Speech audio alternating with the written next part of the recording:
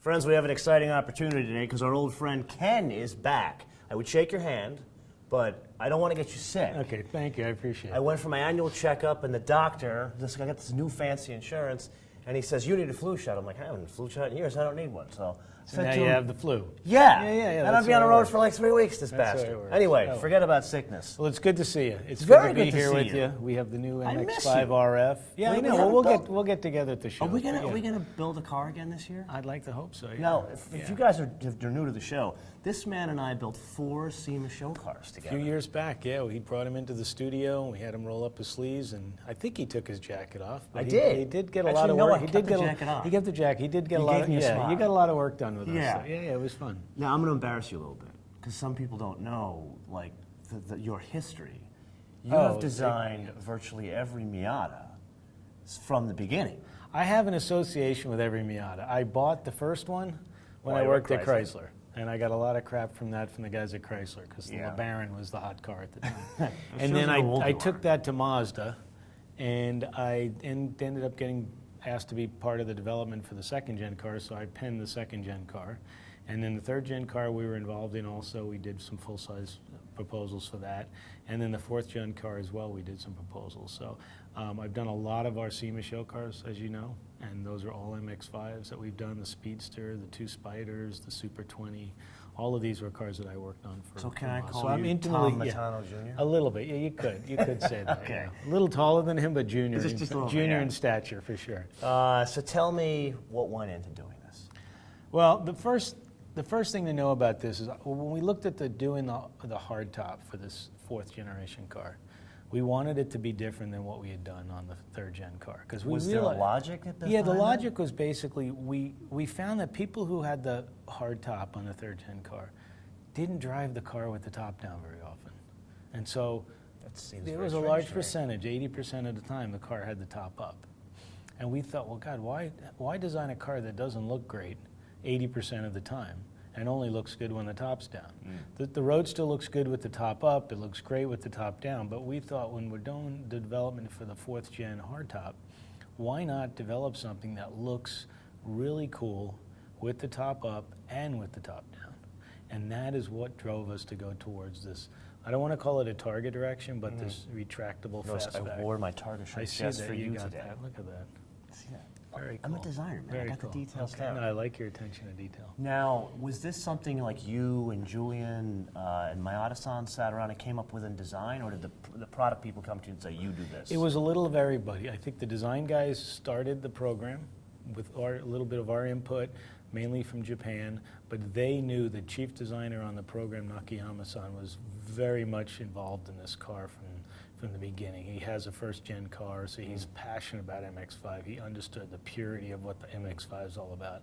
So when we came to starting to do the hardtop, he was like, yeah, it's got to be different. It's got to be different. It's got to look cool. It's got to, and you know, we always want to do a coupe.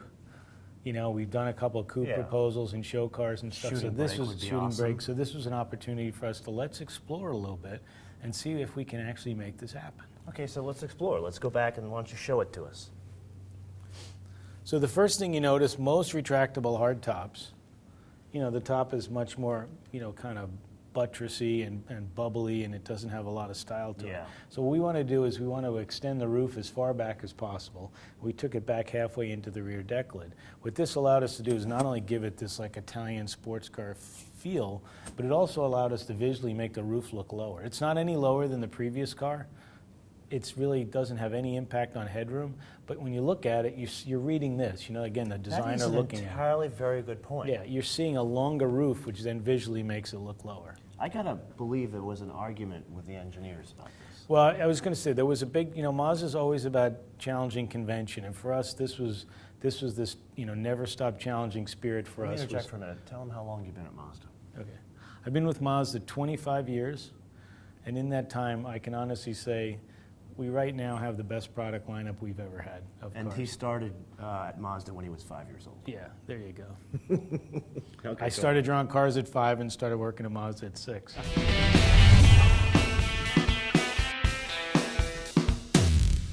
So the engineer's question, how can we possibly put this flying buttress, this large pillar, into the trunk without impacting trunk room? I haven't even seen the trunk yet. Can we look into it? Oh, you magically did that. That's why this guy is in design. So is this the same? This is identical. It's all the same trim panels. There's been no impact on the trunk space. Nothing even here. Nope. This is identical to what you'd get in the Roadster. But obviously this is different because you've changed. Correct. The rear piece Decklid here. is different. Rear Decklid is shorter.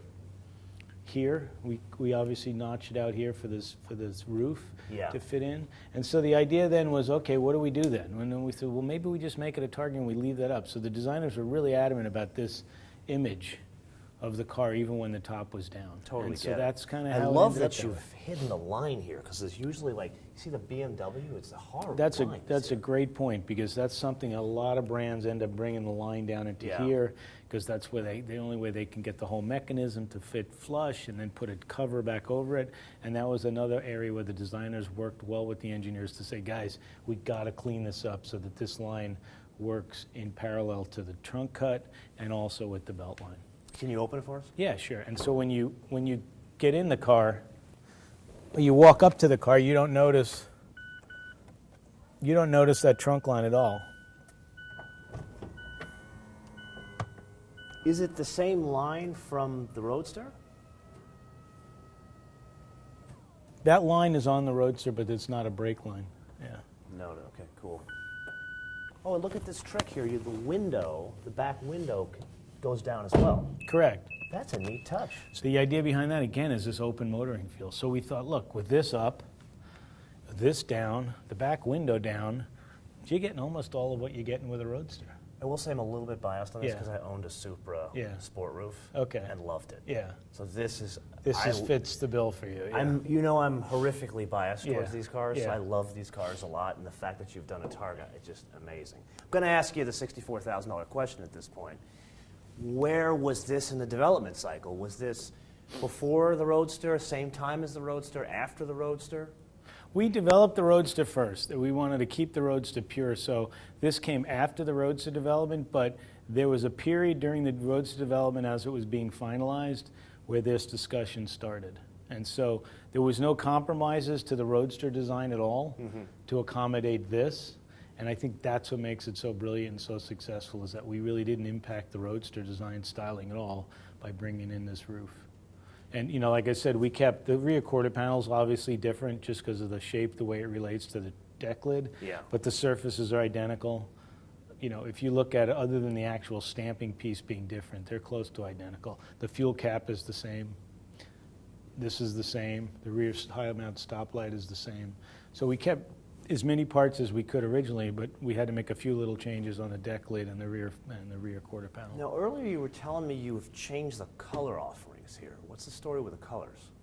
Well, again, you know, as I said, we wanted to kind of open this segment up a little bit. We see people buying this are not necessarily the guy who goes in to buy the Roadster and says, oh, I'm going to buy the hardtop, retractable hardtop. We see this as somebody who wants a retractable hardtop who might buy a VW or might buy an Audi or might buy a Porsche or something and says, wow, this thing looks really cool and I can get it for a lot less money going out. So we see this as like a new customer. So we wanted to bring in some more premium colors like we have on CX-9, and that was why we introduced it with this machine gray color. This machine gray is it's stunning. gorgeous, isn't it? Now, was there ever a discussion between you and the engineering staff to put structure into this? Because from what I understand, this has no structure. No, it doesn't. The car's got the structure, and it's got the structure in the roll hoop like the Roadster does. So from the standpoint of that, it was the same as the Roadster, the same rollover requirements as the Roadster. It has, you know, some structure underneath to keep it sturdy so that it goes up and down and it doesn't flex. Yeah, for its actual functionality, but not from a rollover standpoint. Because I could imagine, so like track, when I'm a track guy, so I could imagine wanting more structure. Oh yeah, the track. You could. I mean, this, you know, to be honest, this probably isn't the car you'd buy to take to the track. If you bought it and you took it racing, it would be great, but not to put a cage in it. If you were going to go race, you'd get the Roadster and you'd buy a cup car or something like that. That would probably be the way to go. So now I got to ask you an inside baseball question. Okay. You probably know where I'm going with this. Go. Was Derek still at Mazda when this was happening? He was, yes. So he was involved in this? He was, yes. Okay. So yeah, it's kind of cool. Yeah, he has some knowledge of this, and he had some input on the way it was going to look, and we had a lot of feedback on how do we break up the mass with the color, and should we go all black on the roof, or do we do body color, and so. Oh, why didn't you do all black on the roof? We looked at it, and to be honest with you, we felt it with the body color, it actually looked more premium, and it had a little bit. It made the roof look lower than having all black, and that was kind of the main reason. But we wanted to kind of separate the two to make it look a little less long. Again, we're trying to like extend the roof in side view, but we didn't want it to look too long from the top, and then it kind of starts to look a little heavier. That's why we did the black paneling. I always like to end these episodes with a question, but being we have a special guest, let's have Ken ask the question. So my question to you guys out there is, what would drive you to buy the RHT or the RF over a standard Roadster from Mazda? If you were going to look for a Roadster, well, I'm going to assume you were going to buy a Mazda. What would make you buy the RF over the standard convertible? I mean, I can say why I would, but I don't want to influence anybody's decision. Don't I'm influence not going to influence anybody's your decision. views. Absolutely. And do you have one? I do. I have 3 MX-5s actually. Okay, so this guy. I don't have an RF, but I have 3 MX-5s. You have 3, so you have a bit of a problem. Yeah. And you recently got another car. And I did. I bought a new Turbo 911. So not a new one, but Do you a realize 2001. there is a problem amongst designers with 911? I know. We Derek had all a couple. we all aspire to own one, and we do eventually own one. And You then, do? And then our wives say, "When are you going to sell that?" That's usually what happens. That's usually the timeline of the whole thing. But it's reliable. Why would the wife want you No, to the sell car's it? great. I love it. But I have to say, I drove one of these yesterday, and this brings just as much joy to my face and as big a smile on my face as driving the Porsche. Okay, no Yeah. shit here, Yeah. but I would agree with you Yeah, completely. it does. I'm not saying this this is just because an you're standing absolutely next to your amazing car. Yeah. This is, I am ridiculously biased towards No, this this car. is just a great car to drive. The transmission's Yeah. great. The engine's great. The turbo's got tons of power, but you can't really use it until you get on the racetrack. So, and then my spec Miata, I can flog that and get all the use I need out of that one too. So. Oh, I forgot to tell him you're a track guy. I totally forgot to Oh, okay, yeah. Do you see why we love this guy? Okay. Okay, so I thought we were done with this episode, and then Ken dropped the bombshell on me. What are you driving? I'm driving our heritage cars. We have a heritage collection at Mazda. I've seen it in the Yeah, basement. the 787, and we have a new 767B, which was precursor to the 787. It's in the renowned orange and green colors. And I was given the opportunity to drive it at Mazda Raceway last year for the reunion, and we took it to Circuit of the Americas in November and drove that in an SVRA event. So are you doing like historical races, Yeah, wheel to so wheel? it's wheel to wheel stuff. This is I'm like out there. almost a $2 million car It you're driving. is, I know. It's a great honor and a great privilege to be entrusted with it. It's a great part of our collection. So Okay. I'm honored and very proud to be able to drive it. If there is ever like a signpost of stay in school and do what you really want to do in life, you got paid money to sketch cars from your friends in high school. You designed virtually every Miata that's ever been in existence, been and great, now you're yeah. driving a rotary powered race car. I really don't like you, Yeah. but you are an I'm very inspiration. lucky. Thank you. I'm very lucky. I've been very blessed. I've seen how you work. You're not Yeah. just lucky. Yeah. You bust your ass. Thank you. Yeah. Again, I'd shake your hand, but I don't Nope. want I to be sick. understand. Love this guy. Good talking with you.